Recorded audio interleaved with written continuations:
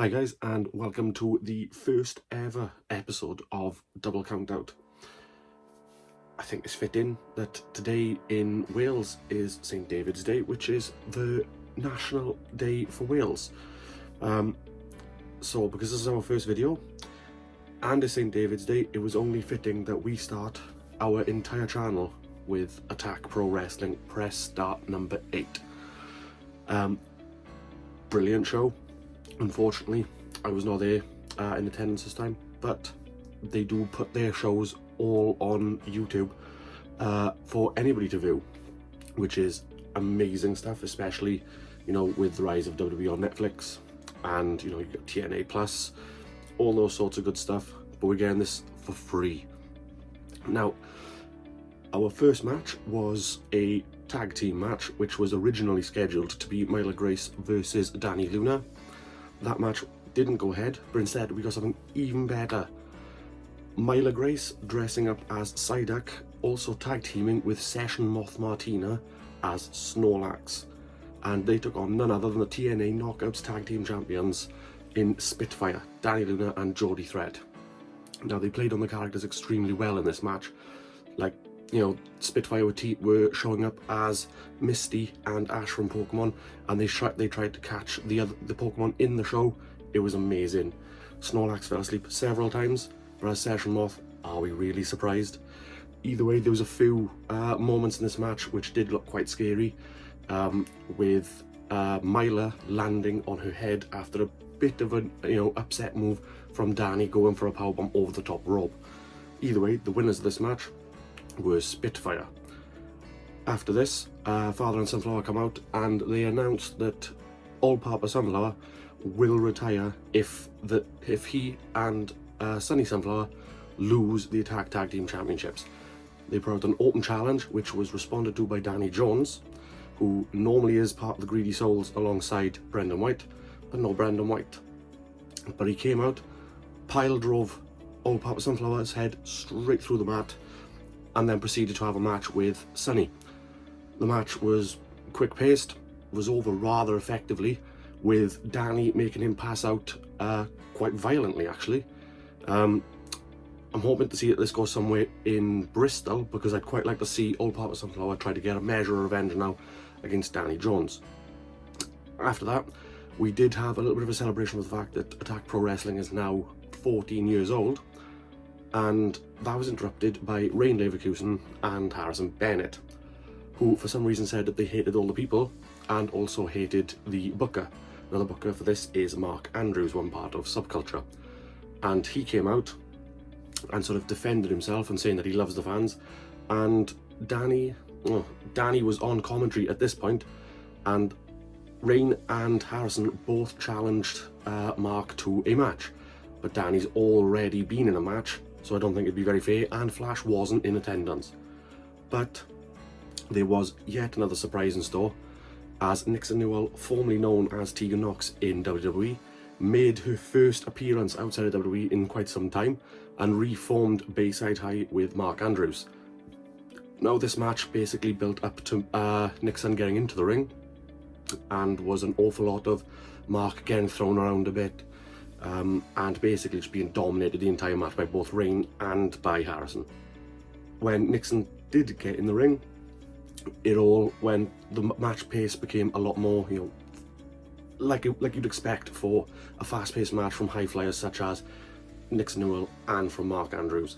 And the match went on for a good period of time. The fans were really into the fact that Nixon was back in South Wales, and yeah, can't say that I'm gutted. The match finished with Rain being pinned by Nixon Newell, and Dani Luna then got into the ring, which is setting up their match, Dani versus Nixon Newell, for Sailor V in May. Next up, we had a little bit of a Grand Theft Auto vibe going on, as Brendan White dressing up as Tommy Vercetti from GTA 4 versus man like Doris dressing up as CJ from Grand Theft Auto San Andreas. Now, this had pretty much everything you want from a video game style matchup. Both guys came in with like pistols. They had wanted star levels, with CJ hiding from the referees in the crowd. They had cheat codes, there was tanks, there was health buffs. This is basically the sort of things you wanted. It was essentially a no DQ match with chairs being used, golf clubs being used, and both guys really playing into the fact that they are GTA characters, and it was amazing. The match ended up being going in the way of man like Doris, who managed to pick up a beautiful little win over Brendan White. Then we had one of my favourite matches that happens any year, and it's the one-up scramble match. And this one was a little bit of a surprise. So the competitors for this one were Leon Cage dressed up as a FIFA 07 player. We had Josh Hawley dressed up as Pac-Man, Tommy Vrill as a favourite sim.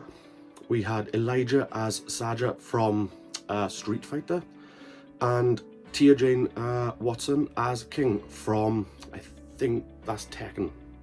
Could be wrong, you'll have to correct me. But we also had a creator wrestler. You know, the green and the red guys you had in SmackDown vs. Raw. Creator wrestler was there, but we didn't know who it was because it's all in green screen. Creator wrestler was wandering around doing his normal stuff like taunts, getting in the ring, out of the ring, that sort of thing. Basically, you know, going to default movesets, whilst everybody else did play their character roles to perfection. Like Josh Hawley would only move in 90-degree angles and wouldn't walk at a 45-degree, making corner attacks really difficult. Leon Cage going for all sorts of FIFA moves, with the referee dishing out cards. It was brilliant.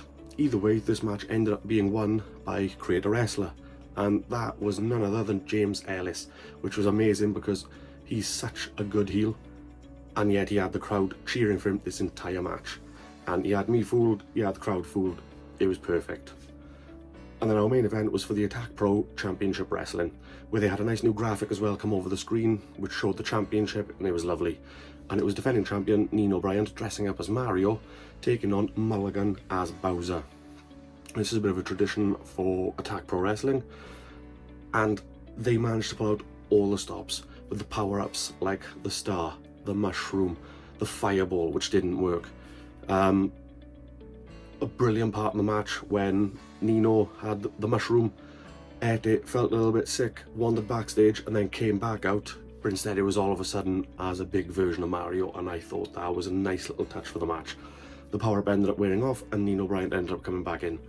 Now, Nino was on the defensive for most of this match, as you'd expect for something to do with Mario versus Bowser, but there was never a point though where I genuinely felt like Mulligan was going to be walking away with the championship this time round, which is rather gutting because you always want that, you know, air of anything can sort of happen. But Nino did perform all of his normal stuff like jumping off the ropes, through the ropes, into the crowd, and that stuff will never cease to amaze me when he's involved. Mulligan as well made him look like $1,000,000, throwing up as high as he could and like just showing off all of his raw power, and this match was just a good way basically to send the fans home happy. I did have the little thought of James Ellis in the back of my mind though with the one-up championship, just to come in and cash in, mainly to spoil Mulligan's party because, you know, they've got a thing going on at the moment. But yeah, Nino ended up winning, which was really good. But unfortunately, the entire show didn't feature a single 24/7 championship match. I think this might be the first one in a really long time. Like normally there's some sort of shenanigans, you know, that happens during the show, but nothing this time round, which is a little bit gutting. But Attack Pro Wrestling are back tomorrow in Bristol for Live at the Logo, and that's going to be Bristol 7 PM Sunday, so March the 2nd, and that's also going to get put onto this page as well. So yeah, if any of you guys managed to watch the show on YouTube, or if you were there live in person, drop some comments, and we'll see you in the next one.